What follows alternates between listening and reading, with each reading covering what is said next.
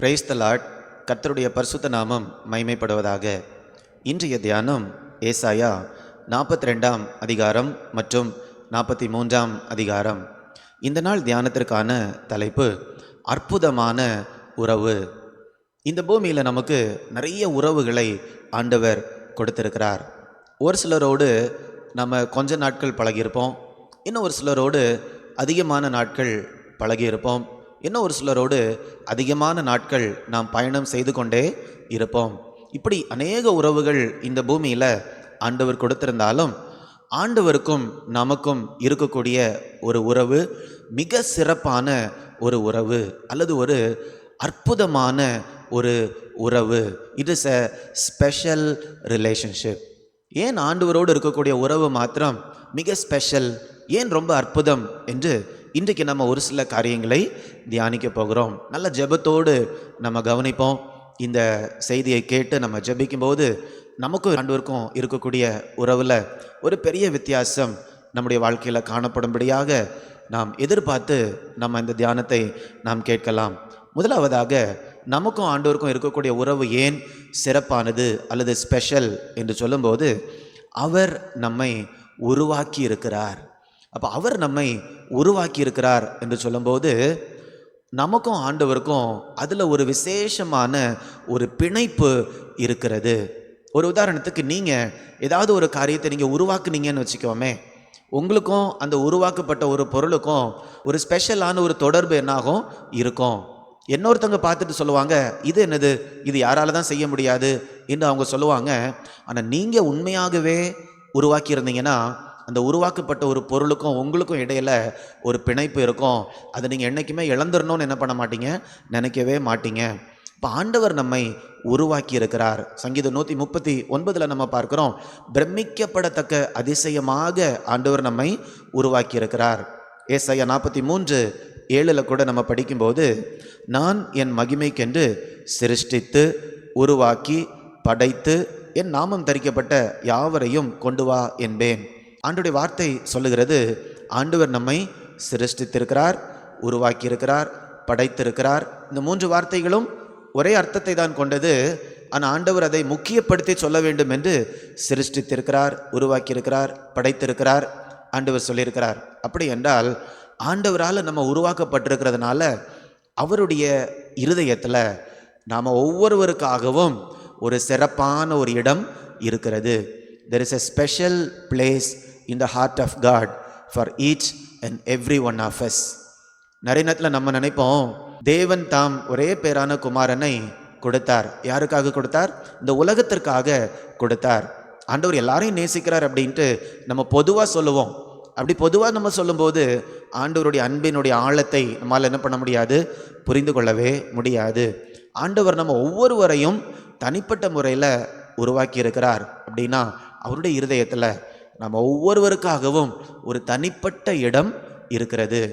ஒரு வீட்டில் 3 பிள்ளைங்க இருக்கிறாங்கன்னு வச்சுக்கோமே, ஒரு அப்பாக்கும் அம்மாக்கும் 3 பிள்ளைங்க இருக்காங்கன்னு சொல்லிட்டு அவங்க 3 பேரையும் பொதுவாக என்ன பண்ண மாட்டாங்க, கருத மாட்டாங்க. ஒவ்வொரு பிள்ளைக்கும் அவங்க இருதயத்தில் ஒரு ஸ்பெஷல், ஒரு சிறப்பான இடம் இருக்கிறது போல தேவன் நம்மை உருவாக்கி இருக்கிறார். அவருடைய இருதயத்தில் நமக்கு ஒரு ஸ்பெஷலான இடம் இருக்கிறது. அதனால தான் சொன்னேன், நமக்கும் ஆண்டவருக்கும் இருக்கக்கூடிய உறவு அது சிறப்பான அல்லது தனி சிறப்பு மிக்க ஒரு உறவாக இருக்கிறது.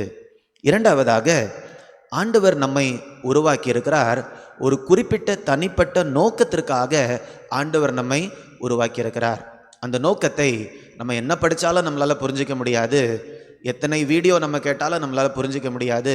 ஆனால் அவரோடு பழகும்போது மட்டும்தான் அந்த நோக்கத்தை நம்மால் புரிந்து கொள்ள முடியும்.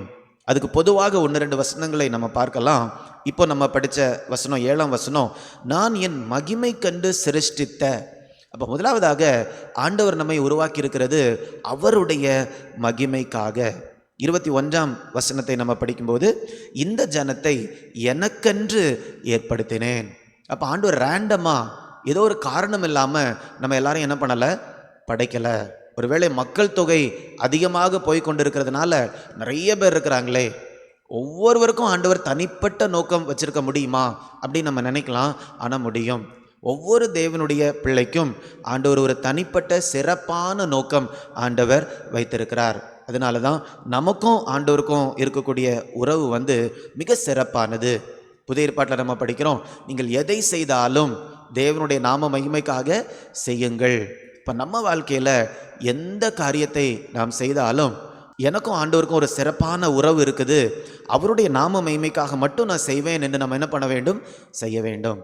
மூன்றாவதாக, எப்படி நமக்கும் தேவனுக்கும் இருக்கக்கூடிய உறவு அற்புதமானது என்றால், அவர் நம்மை அழைத்திருக்கிறார். God has called us. 43ஆம் அதிகாரம் 1ஆம் வசனத்தினுடைய கடைசி பகுதி சொல்லுகிறது, உன்னை பெயர் சொல்லி அழைத்தேன், நீ என்னுடையவன். அத்தனை பேர் இந்த பூமியில் வாழ்ந்தாலும் நம்ம ஒவ்வொருவரையும் ஆண்டவர் பெயரை சொல்லி அழைக்கிறார். தேவன் நம்மை அழைப்பதற்கு முன்பதாக அவர் நம்மை உருவாக்கியிருக்கிறார், நோக்கத்தை வைத்திருக்கிறார். ஆனாலும் நமக்கு ஆண்டவரை தெரியாது, அவர் யாருன்னு தனிப்பட்ட முறையில் தெரியாது. கேள்விப்பட்டிருக்கலாம், அல்லது ஆலயத்தில் போய் நம்ம பிரசங்கங்களை கேட்டிருக்கலாம். ஆனால் தனிப்பட்ட உறவு இல்லைன்னா நமக்கும் ஆண்டவருக்கும் ஒரு புரிதல் இருக்காது. அப்படி இருக்கிற நிலையில் ஆண்டவர் என்ன பண்ணார்? ஒவ்வொருவரையும் ஒரு தனிப்பட்ட அழைப்பை கொடுத்து அவர் நம்மை அவரிடத்தில் அழைத்து கொண்டார். அதனால தான் நமக்கும் ஆண்டவருக்கும் இருக்கக்கூடிய உறவு ஒரு ஸ்பெஷல் ரிலேஷன்ஷிப், அற்புதமான ஒரு உறவு. நான்காவதாக, எப்படி இது அற்புதமான உறவு என்றால், அவர் நம்மை வழி நடத்தக்கூடிய தேவனாக இருக்கிறார். நம்முடைய வாழ்க்கையில் தேவனால் மட்டும்தான் நம்மை சரியாக வழி நடத்த முடியும். ஒரு வசனத்தை நம்ம படிக்கலாம். 42ஆம் அதிகாரம் 16ஆம் வசனம், குருடரை அவர்கள் அறியாத வழியிலே நடத்தி அவர்களுக்கு தெரியாத பாதைகளில் அவர்களை அழைத்து கொண்டு வந்து அவர்களுக்கு முன்பாக இருளை வெளிச்சமும் கோணலை செவ்வையும் ஆக்குவேன். இந்த காரியங்களை நான் அவர்களுக்கு செய்து அவர்களை கைவிடாதிருப்பேன். இப்போ குருடரை என்று சொல்லும்போது, ஒருவேளை இந்த பூமியில் இந்த கண்களை வைத்து நமக்கு முன்னால் என்ன இருக்குது அப்படின்னு தெரியுது. ஆவிக்குரிய வாழ்க்கை என்று சொல்லும்போது, ஆவிக்குரிய காரியங்களில் நம்முடைய கண்கள் எப்படி இருக்கிறது? ஒருவேளை சரியாக தெரியாம தான் இருக்கிறது. ஆண்டவர் நடத்தலைன்னா ஆண்டவருடைய திட்டத்தை குறித்த புரிதல் கண்டிப்பாக நமக்கு இருக்காது. அதனால தான் குருடரை அவர்கள் அறியாத பாதையில். அப்போ ஆண்டவர் நமக்கு வைத்திருக்கக்கூடிய வழி என்னவென்றால், அது ஒரு பழக்கமில்லாத ஒரு பாதை. பழக்கப்பட்ட பாதையில் தான் நான் போய்கொண்டு இருக்கிறேன் என்று சொல்லும்போது நம்ம கேட்க வேண்டும், உண்மையாகவே ஆண்டவர் நடத்தி தான் நான் போய்கொண்டு இருக்கிறேனா என்று நாம் கேட்க வேண்டும். ஏனென்றால் ஆவிக்குரிய வாழ்க்கை என்று சொல்லுவது அது ஒரு பழக்கப்படாத ஒரு இடம். ஒருவேளை நீங்கள் சொல்லலாம், 20 வருஷமா நான் ஆண்டவரோடு நடக்கிறேன், எனக்கு எல்லாமே தெரியும் அப்படின்ட்டு. அப்படி நம்மளால் சொல்லவே முடியாது. ஏன்னா ஆவிக்குரிய வாழ்க்கையில் பல நிலைகள் இருக்கிறது. ஒவ்வொரு நிலையில் நம்ம போகும்போதும் அந்த இடம் நமக்கு பழக்கப்படாததாகவே காணப்படுகிறது. அந்த இடத்தை தாண்டி தாண்டி ஆண்டவர் நமக்கு வச்சிருக்கக்கூடிய இடத்துல உச்ச நிலையில் நம்ம போய் சேரணும்னா ஆண்டவர் நம்மை நடத்தினா மட்டும்தான் முடியும். வேற எத்தனை பேர் நமக்கு ஆலோசனை சொன்னாலும் அந்த உச்ச இடத்தை நம்ம அடைய வேண்டும் என்றால் ஆண்டவர் நம்முடைய கரத்தை பிடித்து நம்மை நடத்தினா மட்டும்தான் முடியும். அதனால தான் நமக்கும் ஆண்டவருக்கும் இருக்கக்கூடிய உறவு அது மிகப்பெரிய உன்னதமான ஒரு உறவு. கடைசியாக, நமக்கும் ஆண்டவருக்கும் இருக்கக்கூடிய உறவு ஏன் சிறப்பானது என்றால், ஆண்டவர் நம்முடைய வாழ்க்கையில் புதிய புதிய காரியங்களை செய்கிற தேவனாக இருக்கிறார். 43ஆம் அதிகாரம் 18-19 நான் வாசிக்கிறேன். முந்தினவைகளை நினைக்க வேண்டாம், பூர்வமானவைகளை சிந்திக்க வேண்டாம். இதோ நான் புதிய காரியத்தை செய்கிறேன், இப்பொழுதே அது தோன்றும். அப்போ ஆண்டவரோடு நம்ம நடக்கும்போது ஆண்டவர் என்ன செய்கிறார் தெரியுமா? நம்முடைய வாழ்க்கையை புதிதாக புதிதாக மாற்றிக்கொண்டே இருக்கிறார். முந்தின காரியங்களை நினைத்தே நம்ம வாழணும் அப்படின்ட்டு ஆண்டவர் நினைக்கக்கூடிய தேவன் அல்ல.